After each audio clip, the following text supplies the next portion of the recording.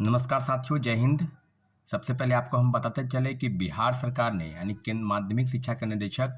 कन्हैया प्रसाद श्रीवास्तव की तरफ से एक नोटिस जारी हुआ है कि बिहार में कार्यरत लगभग 5-6 वर्षों जो अतिथि शिक्षक हैं यानी गेस्ट फैकल्टी हैं, उनकी सेवा समाप्त कर दी गई है। कहने का मतलब है कि 9वीं से 10वीं के लगभग 37,000 और 11वीं से 12वीं के लगभग 57,000 और लगभग 94,738 यानी 95,000 लगभग जो अतिथि शिक्षक हैं, उनकी सेवा समाप्त कर दी गई है। के पाठक की तरफ से बिहार शिक्षा विभाग की तरफ से एक नोटिस आया है। बहुत बड़ा सवाल है और आज के दिन में, आज के समय में इस तरह का जो नोटिस आना कहीं न कहीं उन अतिथि शिक्षकों के लिए बहुत बड़ा धक्का जैसा है, जो लगभग 5-6 वर्षों से राज्य के विभिन्न विद्यालयों में अध्यापन करा रहे हैं और उनकी सेवा एकाएक समाप्त कर दी गई है साथियों। आज इस विषय को लेकर मुझे बेहद चिंता और अफसोसजनक है, बातें बातें हो रही है कि क्या राज्य सरकार जो लगभग 3 महीने में 2 लाख शिक्षकों की बहाली कर रही है और दूसरे तरफ वो जो लोग ज्वाइन किए हुए हैं अतिथि शिक्षक, उनको हटाने के लिए नोटिस निकाल रही है। जाहिर सी बात है कि इस तरह के मामलों पर के बिहार सरकार को फैसला लेना है और बिहार सरकार ने फैसला ले लिया। तो क्या अपर मुख्य सचिव या जो शिक्षा विभाग जो फैसले ले रहे हैं, क्या जो राज्य सरकार है, बिहार के मुख्यमंत्री या एनडीए के तमाम नेता दल तमाम नेता, चाहे वो सम्राट चौधरी हो, चाहे विजय सिन्हा हो, क्या इस बात की पुष्टि करते हैं कि राज्य सरकार जो फैसला ले रही है उसमें उनकी सहमति है?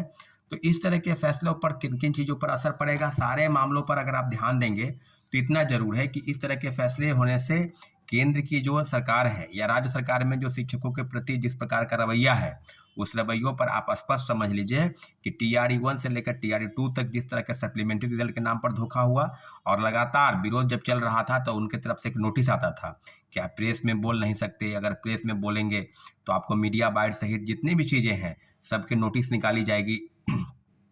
और दूसरी तरफ धारा 144 बीपीएससी गेट के पास की धारा 144 इसलिए हम लगा रहे हैं क्योंकि हम सेकेंड फेज के बहाली के परीक्षा फल के प्रकाशन के संदर्भ में किसी प्रकार का बाधा उत्पन्न ना हो, कोई प्रोटेस्ट ना करे, कोई शिक्षक अभ्यर्थी हो या छात्र नेता हो, उनका आंदोलन बीपीएससी गेट के पास ना हो। तो कई चीज़ों को लेकर उनका धारा 144 लगा रहे हैं, 1 महीने तक लगा हुआ था। और गिरवान सेल में जो एप्लीकेशन डाला गया, सब मामलों को लेकर अगर आगे की तरफ बढ़ेंगे तो सप्लीमेंट्री रिजल्ट में पहले 4700 पद की सूची भेजी गई, वो भी काफी प्रोटेस्ट हुआ। आपको याद होगा कि गर्दनीबाग धरना स्थल से लेकर और सब चीजों पर, इस सब मामलों को लेकर 2 अप्रैल को एक बहुत बड़ा प्रोटेस्ट सप्लीमेंट्री रिजल्ट के नाम पर सेकेंड फेज की बहाली में जो शिक्षा विभाग द्वारा 14,700 पदों की सूची भेजकर उसे रोक लिया गया। तो सारे लोग 1 to 5 से लेकर 11 to 12, कहने का मतलब कि प्रारंभिक से लेकर उच्चतर माध्यमिक के जितने भी अभ्यर्थी थे, सब इंतजार कर रहे थे कि रिजल्ट आएगा और सारी चीजों पर अपडेट वो बता रहे थे। तो क्या इस तरह के मामलों पर राज्य सरकार की गंभीरता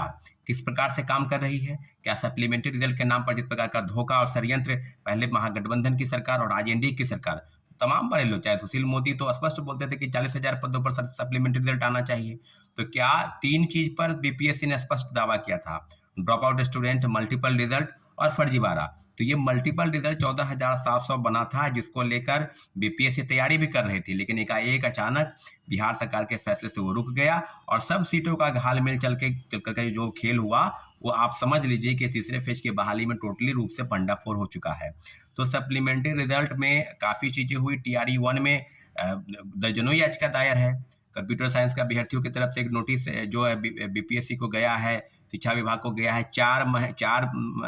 सप्ताह में हलफनामा के दौरान आपको एक जवाब देना है। दूसरी तरफ उर्दू के अभ्यर्थियों के लिए नोटिस आने वाला है। दूसरी तरफ कई मामले 1 to 5 से लेकर सप्लीमेंट्री रिजल्ट के कई जो केस दर्ज हैं माननीय उच्च न्यायालय में, सब मामलों पर फैसला आना है। तो 1 to 1 सब फैसला आ जाएगा और क्या आगे होगा नहीं होगा सबको आपको अपडेट कराएंगे। लेकिन इतना जरूर है कि कई अभ्यर्थियों का ये कहना था कि सप्लीमेंट्री रिजल्ट के नाम पर जो प्रोटेस्ट हो रहा है 2 अप्रैल को होने वाला है, उसमें जितने भी शिक्षक अभ्यर्थी हैं पूरक परिणाम जारी होने के लिए अपने तैयारी में कमर कस रहे हैं, सब पटना पहुंचे और 2 अप्रैल को बहुत बड़ा आंदोलन सप्लीमेंट्री रिजल्ट में बिहार सरकार और शिक्षा विभाग के खिलाफ